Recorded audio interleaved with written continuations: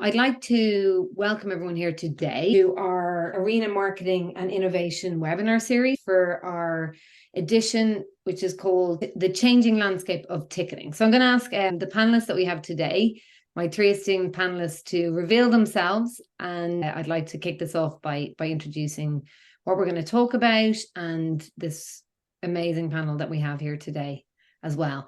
I'll just mention we have Shauna, our senior marketing manager, is taking care of any chat or questions that come in. So please feel free to ping questions during the webinar, and I'll try to factor them into the conversation as we're going along. So thanks everyone for coming here today. Today we're talking about the changing landscape of ticketing. The topics we're going to touch on today is rethinking ticket sales, how we connect that to the fan experience, how we use data and innovation to do this. And particularly how to use technology. Most people that are here on this panel today are very much steeped in data, technology, and connecting audiences to the experience that they're going to. So we're going to really try to dig into that today. We've brought three people here today. Each person has a unique perspective on ticketing in the live sports and entertainment industry. And we're hoping we're going to give you some really good key insights.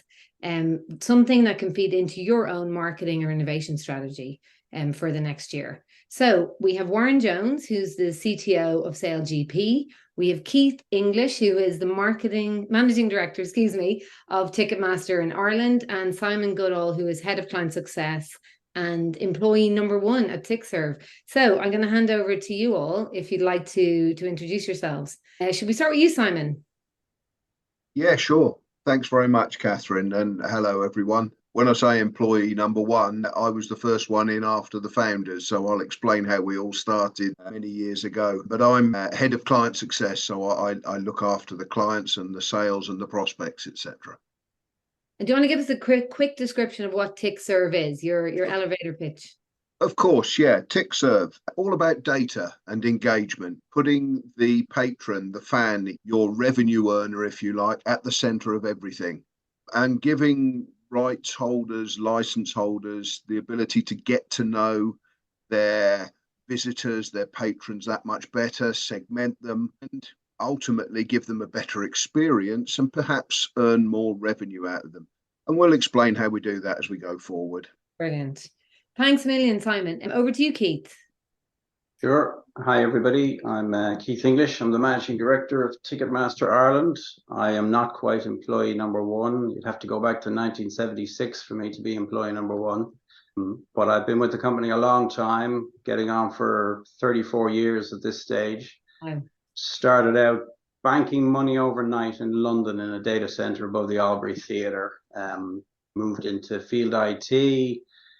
Found myself eventually taking care of outlets. Before I knew it, I was signing clients as commercial director, and then ended up as managing director for the last decade or so.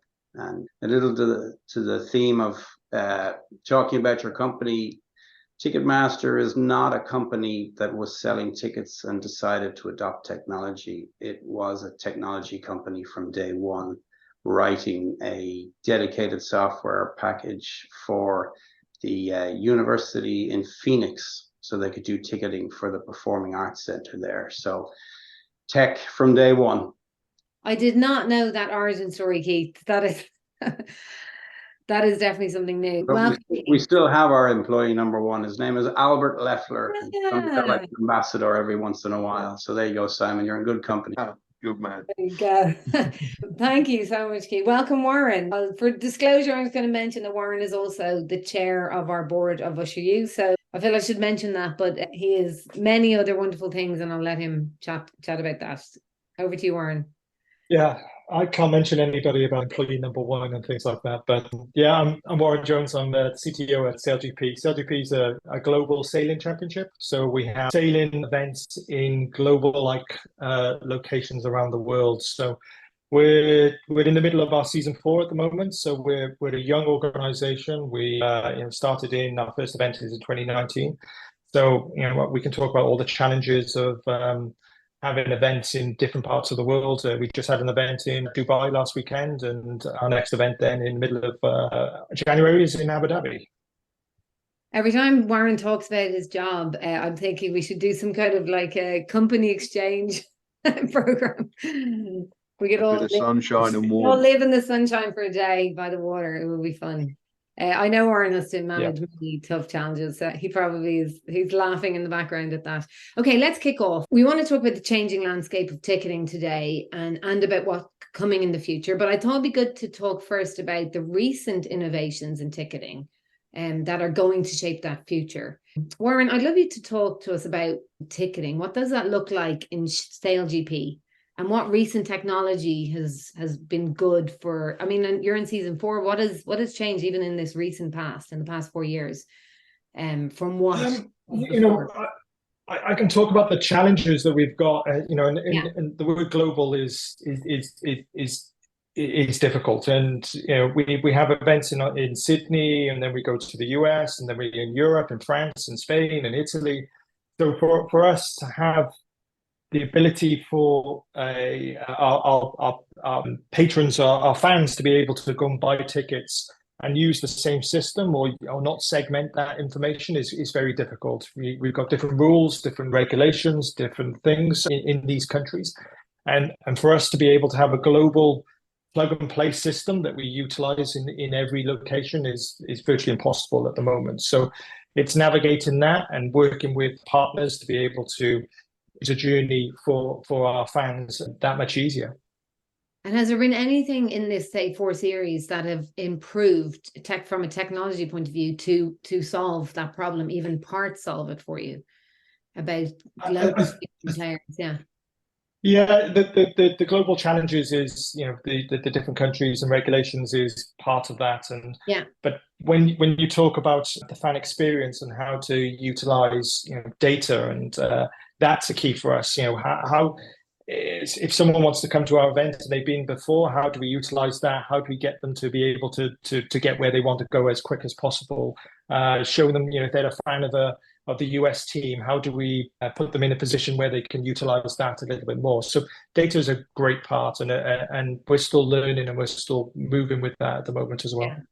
Actually, that probably links quite well to Simon, because I talked to Simon a week ago maybe about this, and very much I feel like you're speaking the same language as Warren when you were speaking about the fan experience. Actually, and I know the way you described how your company came about was it's very much in the DNA of your company to put that fan experience at the center of it. Can you tell us a little bit more about Tixserve, how it came about, and what you're trying to do with your technology? Yeah, sure. Well, essentially, we're not ticketing people. We're technology people, and basically, we entered the ticketing market as disgruntled consumers. Our founders, James and Pat Kirby, bought tickets off via GoGo for a Rolling Stones concert and turned up at a venue in Dublin, and you're not coming in. And typical Pat, who I'd worked with previously in the payments and transaction processing industry, Pat says, business opportunity. How can this happen in the modern age that a consumer can be treated in this manner? Surely there's a better way of doing this. I was tinkering about in the music industry because my lads are musicians, and Pat called me up and said, I've got a business idea. So we spent a long time researching ticketing because we hadn't got any background, any knowledge in it. So we talked to everybody, venues, we talked to promoters, we talked to touts, we talked to artists, we talked to managers, and we even talked to the doorman on the Underworld in Camden in London, just to get a perspective of how it all ticked. I guess the biggest thing we learned was we couldn't compete. There were people like Keith has explained doing it since 1976. We couldn't compete. We had to complement. So it took us a while. The thing that really spurred us on was one of those conversations was when somebody who's still connected to the business showed us an inverted triangle. And right at the base of the triangle was the ticket holder at the farthest lowest point, which was kind of saying that everybody else above that person was, larger in the ecosystem, instead of our view that the ticket holder, the patron, should be much more central to what's going on. So we started to talk to people, and as we got more and more people saying, you'll never succeed, we kind of spurred on even further. Yeah. And we found that unique positioning. So we're into the distribution space. So we don't compete. We can work with any ticket sales platform, any access control system. We just add value with data and engagement in the distribution piece. And that's how we started, and that's how we're growing. Very much client-led as well. Yeah, and from what I understand, because I saw some of your clients speaking at a conference in London recently, you're essentially giving a layer of insight on top of the ticketing platform, so that the actual rights holder or the person running the event or experience can identify better who exactly is at that event. Is that right?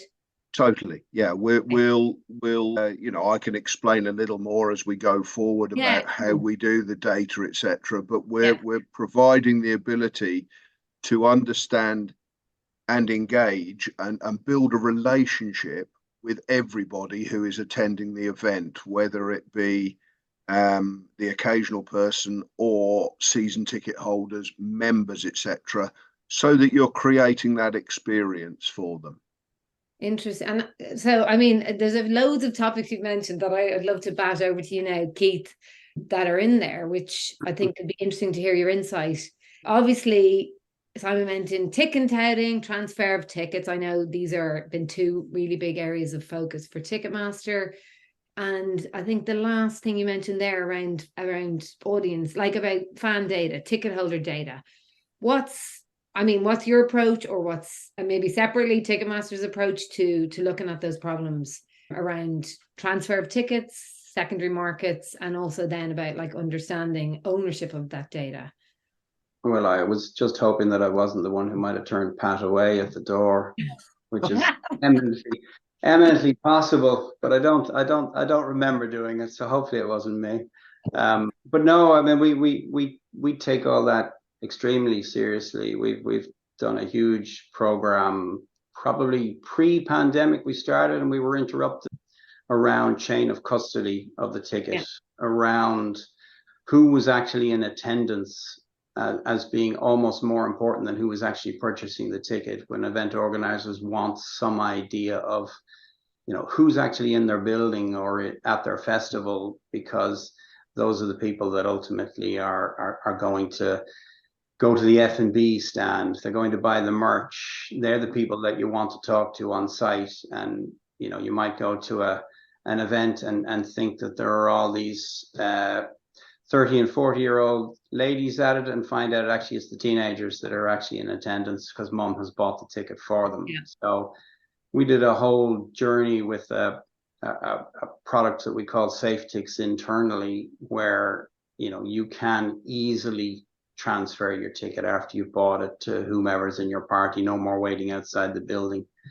You can save it to your Apple wallet, to your Android wallet. You can tap it against a turnstile and just walk into the building. And that should have all been rolled out beyond North America quite some time ago, but for a minor interruption. But, no problem. Yeah, exactly. But this year alone, we're up to almost 3 million of those tickets scanned in Ireland. They've just gone live in the provincial rugby clubs. They've had their first outing in the Aviva Stadium recently, all the festivals. But it's about empowering the fan from our perspective, giving them the tools to manage their own ticket, that it's not just this bit of paper anymore. It's a much more living entity, if you like. I mean, from my own personal experience, I remember going to, it was some point this year, to Jules Holland in the main arena in Dublin, and going in my mum and trying to screenshot the ticket on the Ticketmaster app, and it was like, I thought, wow, look at that. Maybe I haven't been going to enough large concerts recently, but when did that kind of technology roll out? Because obviously this is quite powerful. You would have seen it in North America going pretty much through the NFL and all the sports leagues in 2018 in a really meaningful way, and it probably should have landed here 2019, 2020, but it literally hit the bricks April, beginning of summer season this year. But what's really quite incredible is the rate at which consumers will adopt this technology. Yeah. I mean, we're heading towards 70, 80, 90% of our tickets for some events now on this one. And it has been consumer choice up to a point. The customer is able to handle a lot more than people give them credit for. Yeah. And, you know, it's down to, can you make your technology easy to use? If it's a simple, you know, tap the button to transfer, tap the button to save your wallet, or, I mean, you'll be aware that, you know, Simon might not be, but we've got legislation in this country here that means you can't resell above face value, which makes us unusual in Europe. But there's still a huge group of consumers out there who, for whatever reason, change their mind at the last minute or can't go to an event, and suddenly there's a button that allows you to tap and get your money back. And there's always a willing consumer to go to the show in your place. So all of these things, you know, are critical to the success of these products. Well, it certainly sounds like it puts the fan or the patron more center, like it gives them more choice, and people are less potentially like stuck in a purchase if something changes. Well, absolutely. So, I mean, this whole digitalization, obviously, and I guess my question is to you, Keith, and potentially Warren as well. Like, obviously, in some ways, the pandemic really propelled comfort with mobile-led technology in payments, in redemption of things, everything. Like, are you seeing that, Warren? Do you see that as well across the world? Actually, Warren's perspective would be quite interesting because that may differ region to region. I'd be interested to hear that, actually. And then I have a follow-up question. No, it's exactly the same. I think we're a tech-savvy bunch at the moment. You know, everybody's got a handset in their hand and they're walking around. And I think with, you know, I'm on the other side of it. I'm accepting those tickets, and we sell tickets to go on boats and things like that, where people don't want to take a piece of paper with them. They want the device that they're taking with them anyway, and they want to scan those. So how do we get people on in locations like boats or bleachers on the water side and things like that? Because with the SailGP, we're not in an arena. We're not in an area that is predefined. All our everything is on the water. So therefore, then we build out those infrastructures to be able to get people out into the water to view that. So for us, it's a little bit different. But yeah, we see it now that people want to utilize their device and bring their ticket with them. Yeah, look, I mean, and that's interesting that you're seeing that in other parts of the world just as much as you're seeing it in, like, I guess, what we call Western markets. So mobile adoption is that we'll say it's in its completion phase in terms of acceptance and trust. But when, you know, this obviously brings great economies of scale and a lot of opportunities to know your client, to know where they are, all these things. What's the next frontier now from a ticketing perspective? And I'm going to follow up after that, Simon, to ask you some pieces around data. So I'd love to get your view, because I know, for example, Ticketmaster have some products in the works that is like next generation ticketing, like a product I think you've released now called Ignite. Is that right, Keith? Well, Ignite is an open interface for, you know, for clients like Warren to actually ingest our ticketing process into their own apps. So, you know, that would be, you know, sports teams would be very interested in that kind of journey. How do you incorporate the ticketing process within your brand would be a great use for something like Ignite. You know, a lot of venues, a lot of event organizers have problems in terms of they have an app and they put it out into the marketplace and everybody downloads it, and then they don't go to that venue for X months in a row. Yeah. So what's the relevance? It's probably a little bit different for sports teams because they can talk about, we've signed a new player, we've won this game, we're entering this league, this is the development squad. But if you can bake the ticketing process into your app, then the consumer has a reason to retain your app. They look at their ticket. I think we worked out at one point that customers were looking at their tickets at least 10 times before they go anywhere near the event between when they purchased, right? So if it's in the event organizer's app, there's the brand for the event organizer coming up, there's a relationship. And then they might browse further and get the information that they they want, because you know what everybody's like, right? You've got your mobile phone out, there's umpteen apps. The minute you think you can delete one to have more space on that screen, you're going to do it, right? So that's the Ignite one. Other future stuff, I mean, we're back toying with identity-based ticketing, which is something that we looked at probably 10, 15 years ago. We used to allow you to tie your ticket to your driver's license or the Visa card you paid with it and validate it on the gate. Yeah. There's a few of our sports clients in the US that are now using identity. You go up and you put your face in front of a screen and in you go. It's too early to say whether or not that will catch on, but I think maybe the difference now to, you know, a decade ago is that the technology around facial recognition, we're using it to unlock our iPhones and our Androids every day. So everything has come up, so maybe it will stick. Yeah.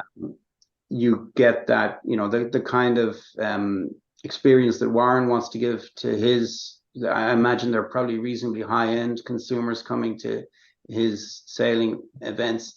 You want a high quality experience. Maybe if you're going in somewhere, maybe it's just nice that your face just lets you in and you don't have to even have a ticket. Yeah. Right. Actually, we had a company on the last webinar of this called Veritas, and they're doing this in the Bernabeu and in the Camp Nou. They've quite a few clients and stadiums in the football space doing exactly that, mainly for season ticket holders, like, you know, and I suppose it's another thing about building trust in the technology. Yeah, I mean, we went through all that period of where RFID was the big thing and everybody carried a little chip around, and then suddenly you realize everybody's got a mobile phone with an NFC chip. You bypass that technology, and then maybe you go to the next level. You know, I could envisage a day when everybody just simply walks into a venue and it's only the odd person that's told, sorry, you're not welcome today. You didn't actually buy the entry. Yes. You know, but that's probably a little while away yet.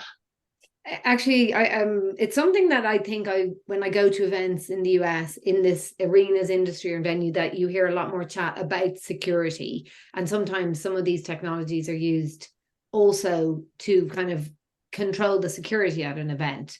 Does that like come into your frame? I mean, Warren, you're moving around the world a lot. I'd love to know, is this something that is top of mind or not a major concern for SailGP, for example? It is, you know, you have to think about the security, and you have to think about the logistics of moving people around and the safety of moving people around as well. I think at SailGP, we're not in the realms of an NFL game or a Premier League game and things like that. Yeah. So it's a little bit manageable where we can move people around and check tickets. But I want the face recognition stuff that we're talking about. Can I have that today, please? There you go. Actually, Warren, I meant to come back to you as well, because obviously Keith tells us a bit about different technologies coming in on a Ticketmaster platform. Like, in terms of ticketing generally, what do you think? I know we've talked a bit about NFTs and things like this. Do you think any other technologies that are being used in other sectors will come in to ticketing in any kind of way? Yeah.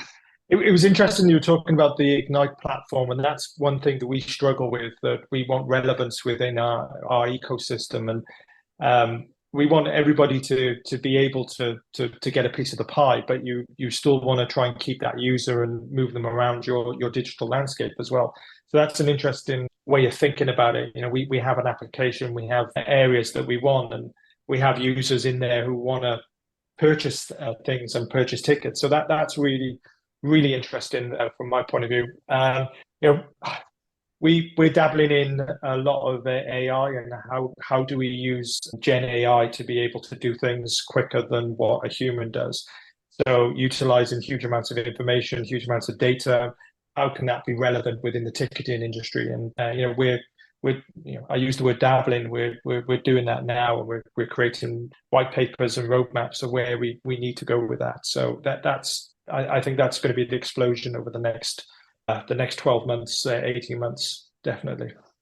Yeah. So, well, yeah. And look, I think the thing that's common in all of this, I think is the crux of it, is that we're all trying to get I mean, most rights holders trying to get closer to their audiences, to their fans, to understand them better, to, you know, improve the experience, and also to have like stronger outcomes from a commercial perspective in the business. But I'd love to spin over to you now, Simon, to get your view on this, because obviously this data is so critical. One thing that we in USU, we also are very data centric, and you know, data is only great when used. I feel like I've had that conversation with you, Simon, in the recent past. Yeah, I'd love to know, like, what's the approach that you're taking with your well, technology? I think it goes beyond the data. Yeah, It's okay, we can capture the data for you. It's then giving you the toolkit to make the most of that data. And I think that's where we built out Tixserve. And it's interesting listening to Warren and to Keith there, because very much Tixserve is a client-led platform. That's how we started, by talking to people. And as Warren says, there's a lot of technology noise out there, and you could go down a lot of rabbit holes if you don't listen to your clients about what is important now, what is it they want, where do they want to go with us, etc. So, you know, I think a good example for us would be NFTs. There was a lot of technology noise about NFTs. We didn't go down, we kept our counsel on that one, and it's sort of proving to be probably the right call. But going back to your point on data, then we talked about the pandemic earlier. We'd been talking about track and trace for several years before that, about how do you know who's in your stadium. We were talking to major stadiums, many of who are now clients, that they only knew the lead booker, or they only knew the PA of the secretary of the chief executive who was booking a box at the stadium. Yeah. They didn't know who was coming into the stadium. And clearly the technology we've built allows for data capture on every person attending. And we've got clients such as the Scottish Rugby Union, where they're down to less than 1.2 tickets per phone. Whereas previously they would have probably just known the lead booker or somebody who is administering a hospitality suite, etc. Yeah. Sponsor allocations, incredible stories around those that we learned in our fact find. You'd give somebody 500 tickets as part of their sponsor allocation. You don't know where they're going. Yeah. So by having this registration process on the phone for that data capture allows much more knowledge as to who is coming to the event. Yeah. But what we've then built out is this ability to then build a relationship with those people. So it's not transactional anymore. You're able to get to know these people as the data circles back to CRM platforms and data warehouses. The cleverer people than we are can start segmenting, slicing and dicing that data and understanding who are the people who want those experiences, who are those who are just going to do general admission and go home afterwards, and then working with those people. And our data is used across the board. It's operational, so very quickly getting messages to people. It's revenue uplift. Yeah. It's used in a whole host of ways. And going back to the touting element, we've got clients who've brought injunctions on touts using the data that we're able to provide. And tell me, like, in terms of the benefit to the clients, is that they're using it to market and upsell, and then they're using it from an operational perspective, or potentially. Yeah, we've got clients who actually put within the ticket, because the digital ticket is also a digital canvas. Yes. So it's dynamically updated before, during, and after the event. So post-event surveys, for instance. Yeah. But on event day, they have a little icon that allows people to report of any issues around the ground, whether it be a gate going down or a bit of crowd disturbance or something. Yeah. So that it's on the ground, people operationally responding. But yeah, revenue uplift's a big one. You know, we've got quite a lot of data coming through from our clients now as to the dwell time on the phone, the click-throughs on adverts. We've got clients selling advertising space on the ticket. Yes, and look, I mean, Tell that one. ultimately, not always easy to easy. It's easier, much easier to quantify now. But like that, what you've said to me, I think before, is that it's about their enjoyment of that whole journey from ticketing to event to after to repeat, and so that it's just much more connected. Yeah, there's a lot of competition for people's wallets these days, and Yeah. we know that they're being squeezed. Yeah. But people still want experiences, and that experience shouldn't be buying a ticket now, waiting for the Isle of Wight Festival next June, as I am. I'd like to be, you can build a relationship. We can give the rights holder and the license holder the ability to engage and work with their ticket holder base. Yes, and that is, like, I think that piece, we're moving away from a transactional, purely transactional connectedness or relationship with a fan, to one that's much more connected or much more long term. Keith, what's your views on this? Because ultimately, Ticketmaster sometimes sits between the right holders, is the transactional platform. Where does Ticketmaster see itself in that position in terms of moving away from a transactional relationship to something more connected with a fan? Because obviously you guys have a lot of data on audience and can remarket also to them. So what's your Ticketmaster, your view on that? Well, we've left a transactional relationship long time. Yeah. That we have a marketing team that's constantly sending out updates. The number one reason when we used to survey customers a decade or two ago as to why tickets didn't sell was because people didn't know about events. Yeah. So, we do a huge amount of work to supplement, event organizers' own efforts to promote their shows. We obviously have a cross-pollination of event organizers. Therefore, we probably have a bigger view of the entire market, maybe than an individual event organizer does. A rugby team or a concert organizer, they're only so big and they only have so many events per year. So if we can grow an audience of people who tell us their preferences, then we will tell them what events are coming up. But there's also another bigger piece that's non-transactional, which is demand management, Catherine. Yeah. And you see that it's different from genre to genre, but in the music business, for example, artists are planning global tours these days, right? You have an enormous logistical overhead, and Warren, I'm sure, would be probably more familiar with this than anybody else on the call, but trucks, staging, equipment that have to be moved from place to place to place. You cannot afford to play in a city to half a hall. You have to know where customers are actually genuinely interested in your songs, your event, whatever it is. So we do a lot of, pre-registration processes for pan-international, and North American tours, and then pass that information up to the artist who will, ultimately decide, right, this is where I'll put the extra show. And that's interesting, because you mentioned there the instance where, a show may not sell out. What happens in the situation where you add an extra show? What kind of data are you looking at that's like driving that decision? Because, you have to I would assume that's Ticketmaster surfacing that information to a star, a music artist, for example, and saying, we're sure. How does that work in the music industry? Well, it probably passes through a few links on that triangle that was being mentioned earlier, because the ticket agent was at the bottom of that triangle, not the consumer. But anyway, but we have a virtual queue on our website, which queues you to event level. Once upon a time, we had a queue that was just to the site, which effectively was there to protect the stability and the performance when these enormous volumes of people would come at us. But now you pick an artist and they're playing 3 nights in an arena, there's a queue per event. So, we can see how many people are queuing.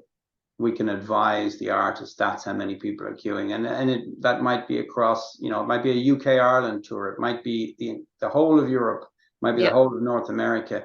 So, there's a queue in Texas. There's no queue in New York. If you're going to add an extra show, put it in Texas, there's 10,000 people waiting and you nearly have all your tickets sold out on your first event. So these are very informed decisions that are being made now, which, a number of years ago were not possible. You would get it. Yeah. You'd get a sense, an artist might know where their album was selling, how a particular record store was performing, but it wasn't anything like as genuine and good data you get these days.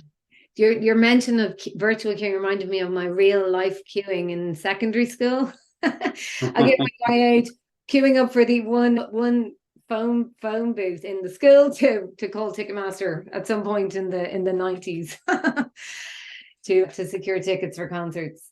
I was going to mention, and actually, so I want to ask you a bit about that, about the sports versus music difference. Like, what do you think are the key differences in ticketing for that? Like, do you find, one realm is more bankable and predictable and another isn't? Or is it's just very, very based, dependent on the fans of either a sports or music artist?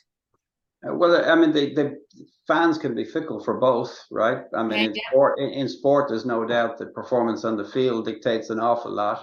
It always did. But if you're a sports team, you're always hoping to convert single ticket buyers into season ticket holders. You want to grow a long and loyal customer base, and you probably have a brand that's 50 years old or more, so you're looking for the next generation to come through all the time, and you're looking for back to that thing of identifying who's actually attending, because as Simon said, the lead booker, but who are the rest of the people that are actually at the event. The music business, artists are always at different points in their careers. There are the global artists that everybody knows and everybody wants to go to, and that's one of the challenges for us. We suffer from an unfortunate intersection with those guys of supply and lack, demand and lack of supply, and as gatekeepers we often take a bit of a beating on that one. But then there's the artists in the middle who are trying to work their way up from the club to the theater to the arena and ultimately become that stadium act. So that's, and then theater is different again. Theater is an audience of people who are somewhere between the music fan and the sports fan, in that they will go regularly to the theater, but to different shows. And they're not going to support somebody. They're going to, because they like theater. Might not like ballet, but they might like musicals. They might not like drama. So everything is slightly different. And I'd love to know your thoughts, because you've obviously been in Ticketmaster so long. From the transition, so now music artists used to, 15 years ago, they could make a large part of their living on album sales, and with platforms like mainly Spotify, that has changed, and it's very much all about the money gets made at the live event. Do you see different dynamics in the industry as a result of this?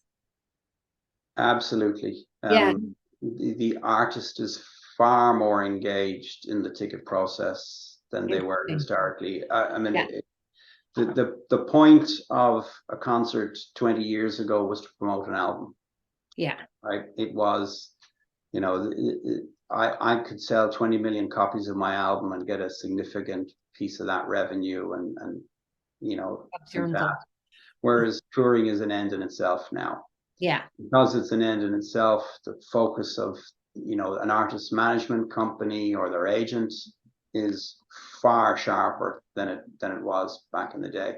And then the production values on modern tours are infinitely superior than what they were 20 years ago. You're going to see a serious performance. You go down to the 3 Arena here in Dublin, and you might as well be in the West End watching a theater performance or a Cirque du Soleil show, and it's it's an artist up there singing their songs, but the technology in the background, we don't tend to talk about artists by name, but if you go to somebody like Pink, you might as well be at a Cirque du Soleil show at the same time. She bounced around all over the place. So it's very much the focus. Yeah, and it's out of Asia, the showmanship or the show personship. I can't say that. We need a new word of the experience. The other piece I wanted to touch on as well, before I know I think I'll do a quick time check of 15 minutes, is the piece where currently the ticketing can often take place in a different location than the show is experienced, and sometimes can be quite separated. Like what have you seen, and this is for anybody really, what have you seen as what is the best practice for, I don't know, if you think about a fan, what's the best practice for a fan? What is the perfect journey they should take? And can you think of particular venues or particular events or clubs that are doing this well at the best possible, like at the optimal rate right now? Simon, maybe you have thoughts on this. Yeah, I think historically, I think the ticketing process has been very transactional, and people for a long time accepted that. They accepted their lot, that it was a transactional element. They would then, through emails, etc., as Keith touched on earlier, be reminded of events and potential for upsell opportunities, etc., or you like this, so you might like these other things. But it was, technology has advanced so much. Everybody lives their life on their phones now.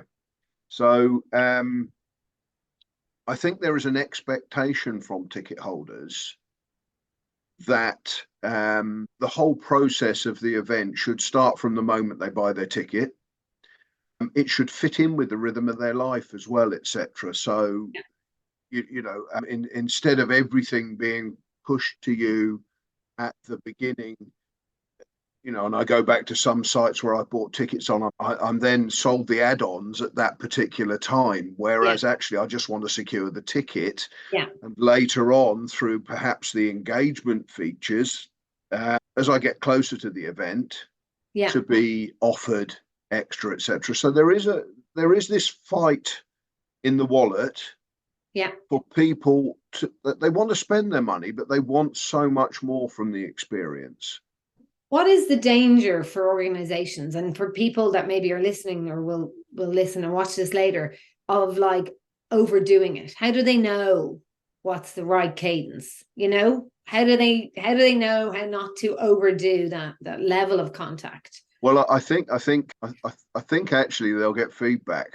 Certain, as I said, we're client led, and by default we're ticket holder patron led as well, because we know that our clients engage with their ticket holders as well. So getting the balance right is absolutely key. I think our job is to give them the toolkit, give our clients the toolkit to be able to facilitate this, and then they will be able to get the timing right, etc. So they feel if they're speaking to one entity when they buy and when they attend. But this is where it all comes down to using the data to segment that, start profiling who's coming. So whilst you might have been selling 50,000 tickets, that's 50,000 very different people. Some of them will be just general admission attendees. Others, it's their one big day out of the year. They want to make something very special of it. And you can start to identify that. And as Keith said, repeat purchases, etc. You start to use that profile to segment your audience and give them what they want and engage with them more. Sorry, go on, Keith. I think it's worth saying, Catherine, that it can entirely depend as well on the resources that a particular event organizer has available to them, right? And if you're the Dallas Cowboys, let me tell you, you've got a serious organization behind you to market and do all these things. So that's not available to every single event organizer. So sometimes the ticket agent has to help with that. But I something that Simon said that resonated with me is following in the flow of people's lives. I don't know if you saw it. We lined up, for example, recently with TikTok, so that your purchase experience can start right there in an affiliate. So we have a distributed commerce sort of program whereby we present the ticket where the consumer is in a lot of markets, rather than them having to actually come to somewhere specific. I mean, I imagine if somebody's there on YouTube watching a whole load of sailing videos, they could be a very good customer for Warren. If his tickets were surfaced right there and then, you're in Dubai, here's a race, and we've noticed that you've just worked out how to refit the sail on your own boat. Maybe you'll come along to my event, So getting to where the consumer is another piece to that. And to your on top of that, I think there's often with sports particularly, I hear this talked about, particularly even with football, trying to get to younger audiences that don't have the same patterns and habits and behavior to consume content and grow up with it and become bigger fans. It is really about going, I think, to where they are and tapping into what they will find funny or enjoy about something. Warren, I'd love to, and it actually came from something I think you said, Keith, earlier about, we can think about an arena or venue and think about its environment in that city, in that country or that market. But a lot of people travel for events. They make a big event of it. And I imagine that is the case with lots of events. Ticketmaster obviously in Dublin. I'm sure that's with, visiting fans to rugby clubs, and also with SailGP. I'd love to know your thoughts on what are the challenges and how can you optimize ticket sales ultimately, and relevant data capture in those instances of, are they one-offs? Is there value to be gotten there beyond the one event attendance potentially? No, it's true. Like we have multiple events in different countries, and therefore then we don't have events in people's hometowns, so people have to travel and they make a weekend of it. We work with travel agencies within the city, and they work out who's coming in. We send surveys. Did you make the journey?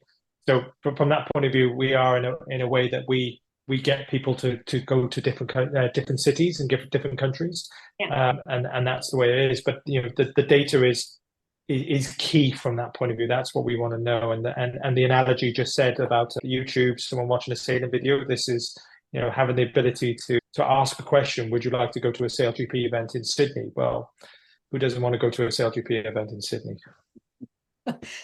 You should advertise a nice prize to go to that one, Warren.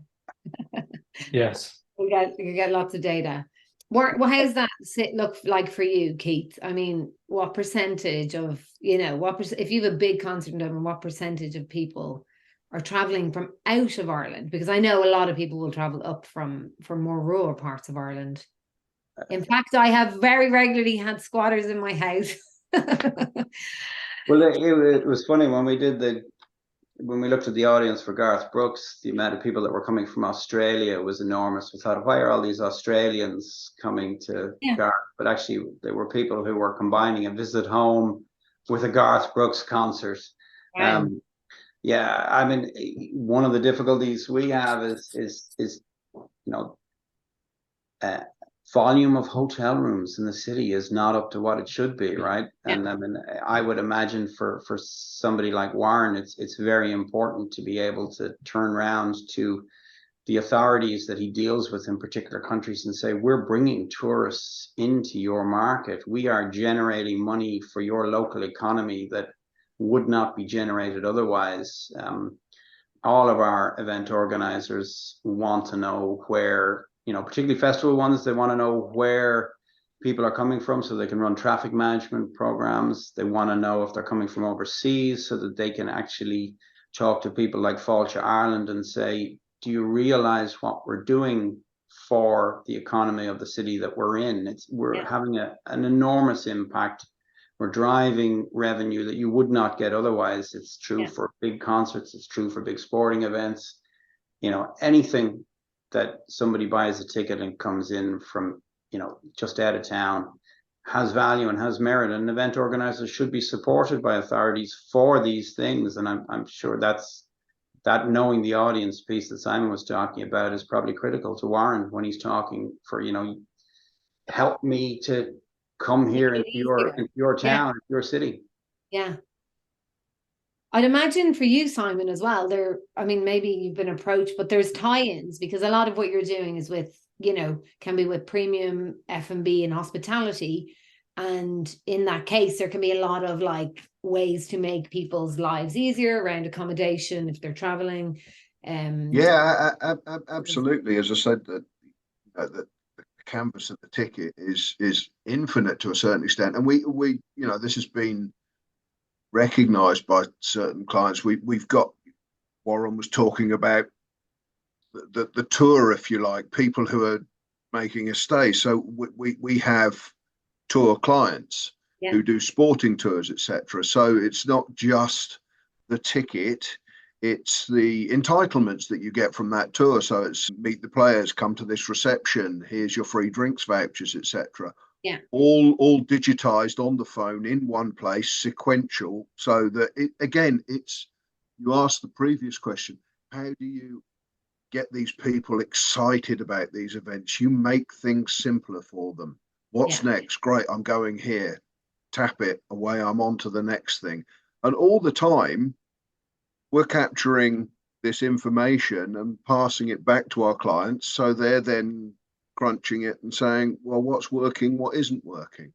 Yeah. So there's a lot of resonance here, yes. Little moments of delight when things work out, because when they don't work out, it can really, destroy a largely anticipated experience.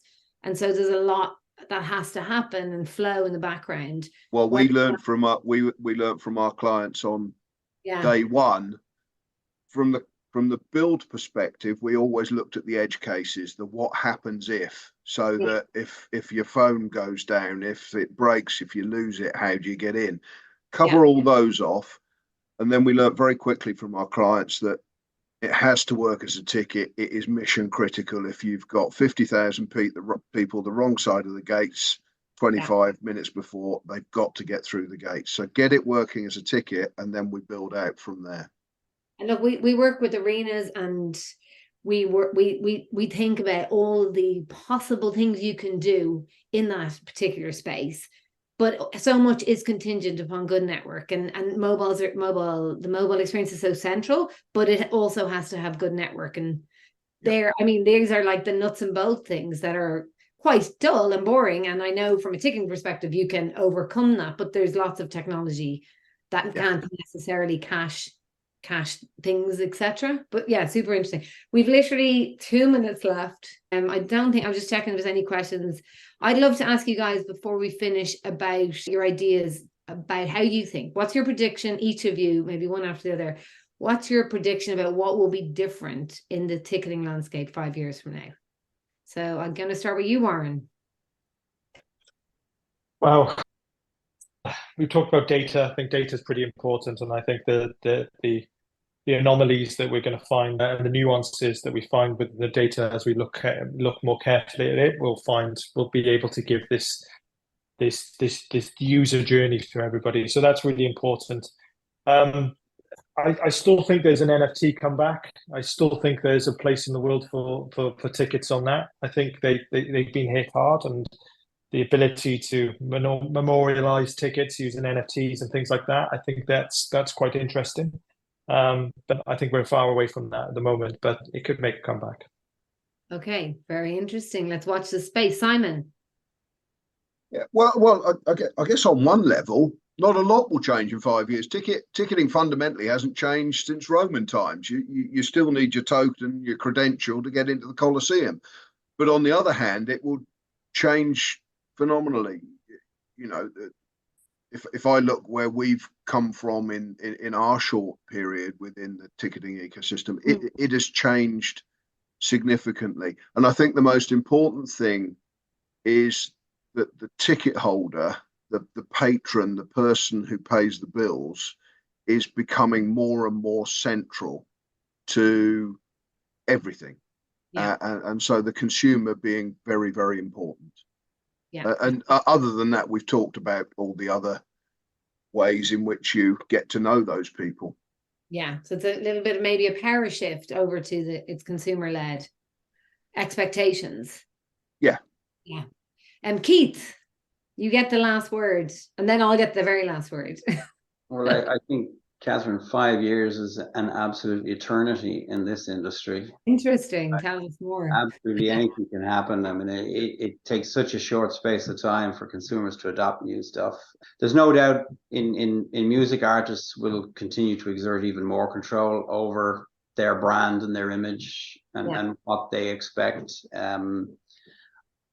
Jury's out as to how much customer identity will land. I think the technology is probably there for it to actually happen. So I do think that possibility that you might just walk up and go straight into the building is there. AI will probably have an impact for us on demand drivers, whether or not events should or shouldn't even take place. It'll definitely help us on the fan experience in terms of identifying trends early on, finding out where there is a pain point and eliminating them more quickly than we're capable. It may play into pricing, quite possibly. I agree with, I think it was Warren said, NFTs. I don't think they'll entirely go away. I think you'll see them. We're still using them in Australia for the grand final in the AFL, things like that. Used in the Super Bowl. So they'll find cases where they really do have resonance, where it is something that you absolutely want to remember the event. And then after that, I mean, a lot of it is what's happening in technology that isn't ticketing that we can then take and bring in, because sometimes you're just waiting, you have an idea, but it's not possible today. And then technology catches up and computing power catches up. Warren will have the first view on that. So listen, we'll be listening closely. Thank you. I can't thank you guys enough for all your contributions today. I found it really fascinating, and I'm sure everybody that was watching did too. Thank you so much. I thank the audience for joining, and anybody that may be watching in the future. We'll add this to our website. You can find it on oshulive.com. And we're happy if anyone wants to reach out or wants to be in contact with anybody from the panel. Just get in touch. Just go to oshu.com and you can get in contact with us there. Thank you so much, and have a good evening or a good morning, depending where you are. Thank you. Good Thanks, night. Catherine. Thank Cheers you. all. Bye. Bye all. Bye, Keith. Bye, Thank you. Warren. Thank you. Bye.